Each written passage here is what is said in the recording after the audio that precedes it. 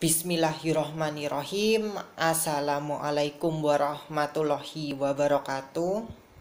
Kami dari kelompok 4 kajian PKN Madrasah Ibtidaiyah yang beranggotakan saya Kurniadi, Nada Imtiaz, dan Erliana Vinky. Di sini kami akan menyampaikan materi tentang standar kompetensi dasar materi pembelajaran PKN di Madrasah Ibtidaiyah. Adapun pemateri yang pertama akan disampaikan oleh Mbak Nada. Indikator merupakan kompetensi dasar yang lebih spesifik apabila serangkaian indikator dalam satu KD sudah dapat dicapai oleh peserta didik. Berarti target kompetensi dasar tersebut telah tercapai. Pencapaian KD ditandai dengan perubahan perilaku yang dapat diukur mencakup pengetahuannya, sikapnya, dan keterampilannya. Indikator digunakan sebagai dasar untuk menyusun alat penilaian. Adapun pertimbangan dalam mengembangkan indikator adalah sebagai berikut. Yang pertama, tuntutan kompetensi yang dapat dilihat melalui kata kerja yang digunakan dalam KD. Yang kedua, karakteristik mata pelajaran peserta didik, masyarakat, dan sekolahnya. Yang ketiga, potensi dan kebutuhan peserta didik, masyarakat, dan lingkungan atau daerahnya. Indikator yang baik dirumuskan dalam bentuk kalimat dengan menggunakan kata kerja operasional, artinya mengandung satu pengertian atau tidak mungkin ditafsirkan ke dalam pengertian yang lain. Rumusan indikator sekurang-kurangnya mencakup dua hal, yaitu tingkat kompetensi dan materi yang menjadi media pencapaian kompetensi. Unsur-unsur secara lengkap dapat dikenal dengan rumus ABCD, audience, behavior, condition, dan degree. Yang pertama adalah audiens. Audiens ini adalah pembelajar yang akan belajar. Contoh audiens yang spesifik adalah siswa-siswi MI kelas 3 semester 1. Yang kedua adalah behavior. Behavior adalah perilaku yang spesifik yang akan dimunculkan oleh pembelajar setelah selesai proses pembelajarannya. Contoh dari behavior ini adalah antara lain menyebutkan definisi hidup rukun, menjelaskan cara melakukan gotong royong, dan lain sebagainya. Yang ketiga adalah condition. Condition adalah batasan yang kepada dikenakan pembelajar atau alat yang digunakan pembelajar pada saat mereka dites, bukan pada saat mereka belajar ya. Contoh condition antara lain jika mereka diberi permasalahan sosial kemasyarakatan dan berbangsa dan bernegara juga dalam lingkup terkecil seperti lingkungan sekolah, keluarga, dan lain-lain, mereka dapat menyelesaikan permasalahan dengan baik. Yang keempat adalah degree. Degree adalah tingkat keberhasilan pembelajar dalam mencapai perilaku tersebut. Ada kalanya pembelajar diharapkan melakukan sesuatu dengan sempurna tanpa ada salah dalam waktu yang telah ditentukan seperti 2 jam atau beberapa, atau ukuran-ukuran tingkat keberhasilan yang lainnya. Nah, dari keempat kriteria penulisan indikator yang baik dan dicontohkan beberapa rumusan indikator yang memenuhi unsur kriteria A, B, C, D. A sebagai siswa-siswi MI kelas 3 semester 1. Untuk yang B, dapat mengamalkan nilai-nilai Sumpah Pemuda dalam kehidupan sehari-hari. Yang C, dengan baik. D, terhadap sesama, ya. Seperti itu. Nah, materi selanjutnya yaitu perbedaan standar kompetensi dasar dan indikator. Standar kompetensi adalah pernyataan umum tentang kompetensi yang seharusnya dikuasai oleh peserta didik setelah mengikuti kegiatan pembelajaran. Karena pernyataan ini bersifat umum, maka masih sulit untuk diukur keberhasilannya. Yang kedua yaitu tentang kompetensi dasar adalah kompetensi yang lebih spesifik dan dalam bentuk yang dapat diukur, yang menggambarkan apa yang akan diketahui atau akan dapat dilakukan sebagai hasil dari keterlibatan aktif peserta didik dalam proses pembelajarannya. Yang terakhir yaitu tentang indikator. Nah, indikator yaitu karakteristik, ciri-ciri, atau tanda-tanda perbuatan atau respon yang harus dilakukan atau ditampilkan oleh peserta didik untuk menunjukkan bahwa peserta didik yang bersangkutan telah mampu mencapai kompetensi dasar tertentu. Oke, untuk materi selanjutnya, langkah-langkah pengembangan Standar kompetensi dasar.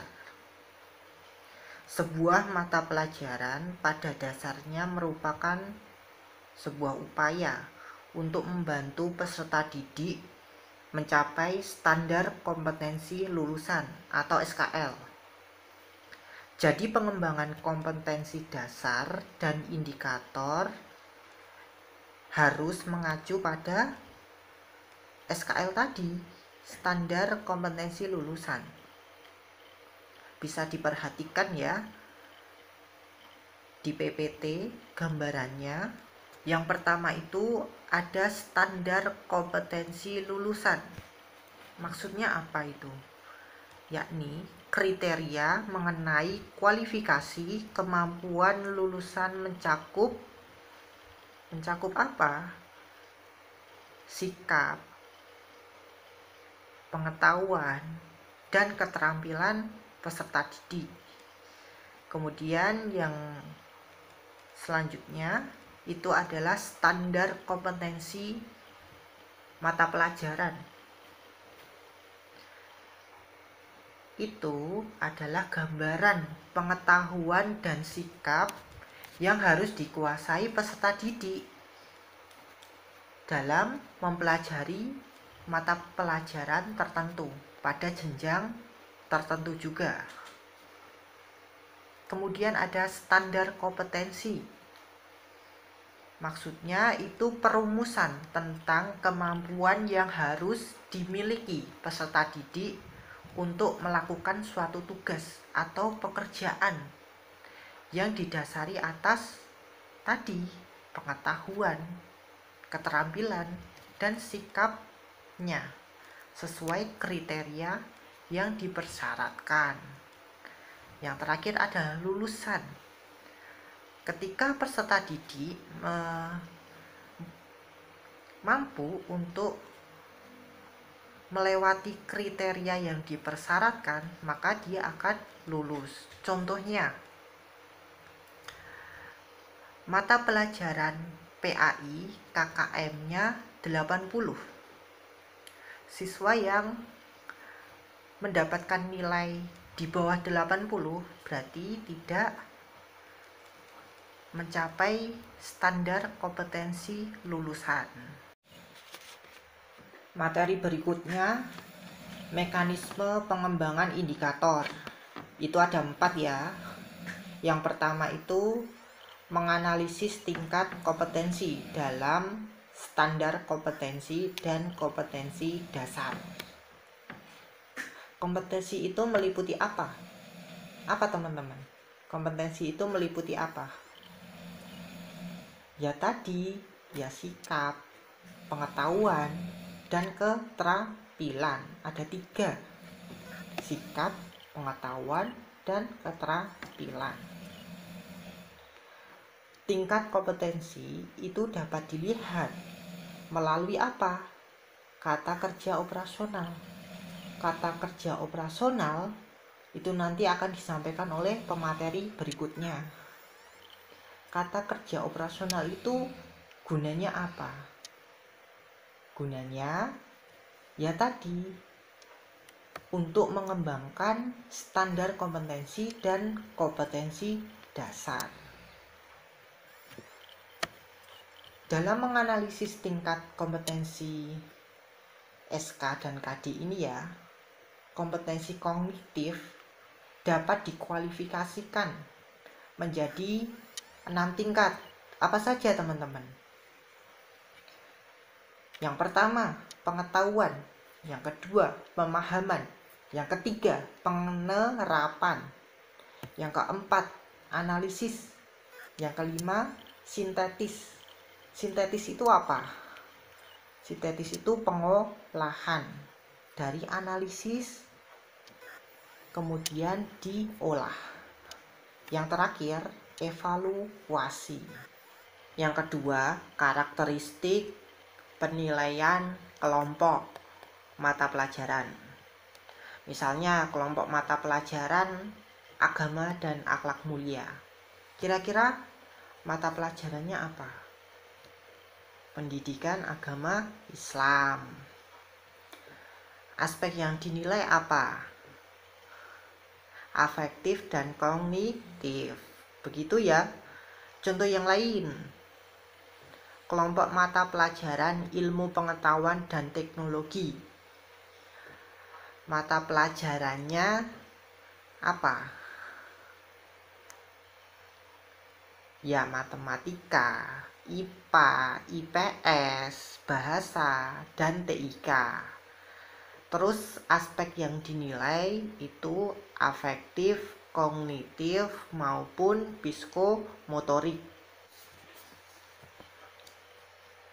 Ketiga, menganalisis kebutuhan dan potensi. Sebagai penyelenggaraan pendidik, itu harus dapat melayani kebutuhan peserta didik, lingkungan, serta mengembangkan potensi peserta didik itu secara optimal. Peserta didik itu kan mendapatkan pendidikan sesuai potensi dan kecepatan belajar, termasuk tingkat potensi yang diraihnya.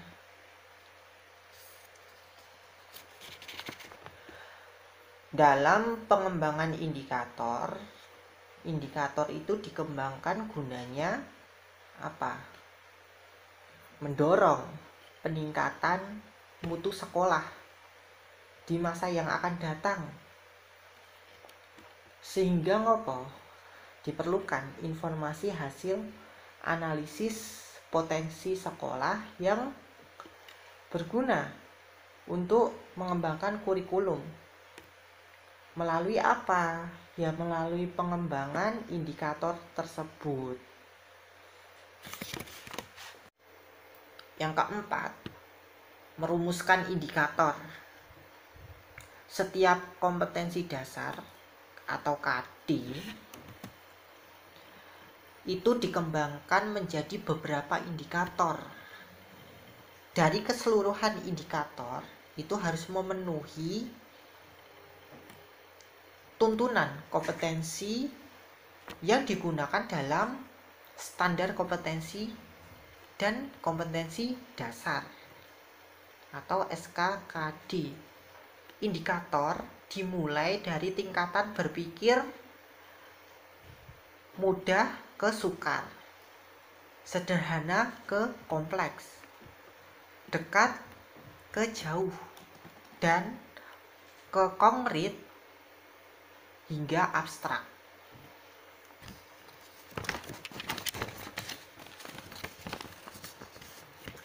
Terus indikator harus mencapai tingkat kompetensi minimal KD, kompetensi dasar. Indikator rumusan indikator itu sekurang-kurangnya mencakup tingkatan kompetensi dan materi pembelajaran. Terus indikator penilaiannya harus mencakup ranah apa tadi? Kognitif, afektif, maupun psikomotorik. Oke, semoga bisa dipahami ya teman-teman. Materi selanjutnya akan disampaikan oleh pemateri berikutnya. Di sini saya akan menyampaikan materi yang selanjutnya, yaitu ada analisis SKKD. Yang pertama, menganalisis tingkat kompetensi dalam SK dan KD. Nah, menganalisis tingkat kompetensi dalam SK dan KD diperlukan untuk memenuhi tuntutan minimal kompetensi yang dijadikan secara standar nasional. Secara rinci, analisis standar kompetensi dan kompetensi dasar telah dibicarakan pada buku perencanaan pembelajaran.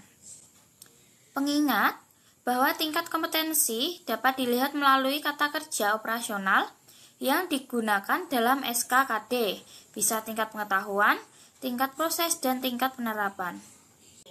Selanjutnya, menganalisis karakteristik mata pelajaran peserta didik dan sekolah. Pengembangan indikator mempertimbangkan karakteristik mata pelajaran peserta didik dan sekolah karena indikator menjadi acuan dalam pembelajaran. Perbedaan ini menjadi pertimbangan penting dalam mengembangkan indikator. Karakteristik mata pelajaran PKN tentu sangat berbeda dengan mata pelajaran matematika yang dominan pada aspek analisis logis. Guru harus melakukan kajian mendalam mengenai karakteristik mata pelajaran PKN sebagai acuan pengembangan indikator. Karakteristik mata pelajaran PKN dapat dikaji pada dokumen standar isi. Yang ketiga ada menganalisis kebutuhan dan potensi. Kebutuhan dan potensi peserta didik, sekolah, dan daerah perlu dianalisis untuk dijadikan bahan pertimbangan indikator. Penyelenggaraan pendidikan seharusnya dapat melayani kebutuhan peserta didik, lingkungan, serta mengembangkan potensi peserta didik secara optimal. Yang terakhir ada merumuskan indikator. Dalam merumuskan indikator ada ketentuannya. Yang pertama, setiap KD dikembangkan sekurang-kurangnya menjadi 3 indikator. Yang kedua, keseluruhan indikator memenuhi tuntutan kompetensi yang tertuang dalam kata kerja yang digunakan dalam SK dan KD. Yang ketiga, indikator yang dikembangkan harus menggambarkan hierarki. Materi yang selanjutnya ada kata kerja operasional. Di dalam kata kerja operasional ada 3 poin, yaitu yang pertama aspek, kompetensi, dan indikator. Aspek yang pertama ada aspek kognitif, dan kompetensi ada pengetahuan, pemahaman, penerapan, analisis sintesis, dan evaluasi. Nah, kompetensi pengetahuan dengan indikator menyebutkan, menulis, menyatakan, mengurutkan, mengidentifikasi, dan yang lainnya. Yang kedua ada kompetensi pemahaman dengan indikator menerjemahkan, mengubah, menguraikan, menulis kembali, membedakan, menyampaikan, dan masih banyak yang lainnya. Ada kompetensi yang ketiga ada penerapan dengan indikator mengoperasikan, menghasilkan, mengubah, mengatasi, menggunakan, menghitung, dan yang lainnya. Selanjutnya ada kompetensi analisis sintesis dengan indikator menguraikan, membagi-bagi, memilih, merancang, merumuskan, memadukan, dan yang lainnya. Dan yang terakhir ada kompetensi evaluasi dengan indikator mengkritis, menafsirkan, mengadili, dan memberi evaluasi. Yang kedua ada aspek afektif dengan kompetensi penerimaan dengan indikator mempercayai, memilih, mengikuti, bertanya, dan mengalokasikan. Lalu ada kompetensi menanggapi dengan indikator konfirmasi, membaca, membantu, melaksanakan, melaporkan, dan menampilkan. Lalu ada kompetensi penilaian dengan indikator menunjuk, mengundang, melibatkan, dan masih banyak yang lainnya. Lalu ada kompetensi pengorganisasian dengan indikator memverifikasi, menyusun, dan menyatakan. Yang terakhir ada kompetensi karakteristik dengan indikator menggunakan nilai-nilai sebagai pandangan hidup. Yang ketiga ada aspek psikomotor dengan kompetensi pengamatan dengan indikator mengamati proses, memberi perhatian pada tahap-tahap sebuah pembuatan. Lalu ada kompetensi peniruan dengan indikator melatih, mengubah, membongkar sebuah struktur dan membangunnya kembali. Lalu ada kompetensi pembiasan dengan indikator mengontrol kebiasaan agar tetap konsisten. Baik, materi selanjutnya yaitu tentang alasan pengembangan KD dan indikator. Mari kita simak penjelasan berikut ini. Pengembangan kompetensi dasar dan indikator sangat bermanfaat bagi pendidik maupun peserta didiknya. Beberapa manfaat yang dapat diperoleh antara lain yang pertama, memberikan arah bagi pendidik dan peserta didik untuk mencapai tujuan yang diharapkannya. Yang kedua, membantu pendidik untuk merencanakan pembelajaran, menyelenggarakan pembelajaran, dan mengevaluasi pembelajaran. Yang ketiga, memandu peserta didik untuk belajar dan membantu menentukan prioritas-prioritasnya. Yang keempat, memungkinkan pendidik untuk belajar dan menganalisa tingkat efektivitas pembelajaran yang diselenggarakan. Yang kelima, menunjukkan kepada peserta didik tentang sistem nilai yang dilakukan. Yang keenam, memandu peserta didik untuk melakukan penilaian mandiri. Yang ketujuh, sebagai basis menganalisis tingkat berpikir kognitif yang diharapkan dari peserta didiknya. Yang kedelapan, membuat pembelajaran lebih fokus dan terorganisir. Yang kesembilan, yang terakhir, memberikan model kepada peserta didik untuk mengembangkan tujuan pembelajarannya.